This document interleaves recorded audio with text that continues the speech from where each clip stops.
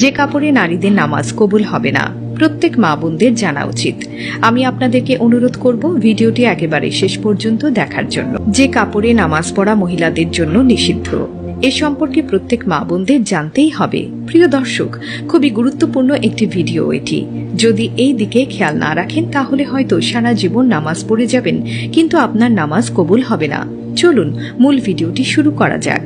দর্শক, নামাজের সতর ঢাকা ফরজ, কিন্তু নামাজে কতটুকু সতর ঢাকতে হবে তা অধিকাংশ মহিলারাই জানেন না, যার ফলে ফরজ তরফ হওয়ার ফলে অনেক মহিলার সারা জীবনে নামাজ হয় না।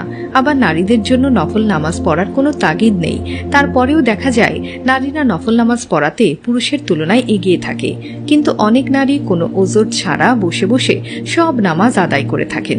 নারী পুরুষ যে কারোর জন্যই প্রয়োজন ছাড়া বসে বসে নামাজ পড়লে তাদের নামাজ হবে না।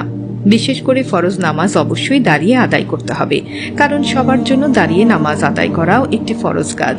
অবশ্য কোনো ওজর থাকলে সেটা ভিন্ন কথা। সাধারণত নারীরা অনেক সময় শাড়ি পরে নামাজ পড়ে থাকেন, আর শাড়িতে কোনোভাবেই পর্দা আদায় হয় না, কেননা শাড়ি পরে নামাজ পড়লে পর্দা লঙ্ঘন হবার সম্ভাবনা বেশি থাকে। যেহেতু পর্দা নামাজের মতোই ফরজ, তাই নামাজের আগে পর্দা ঠিক রেখেই নামাজ আদায় করতে হবে।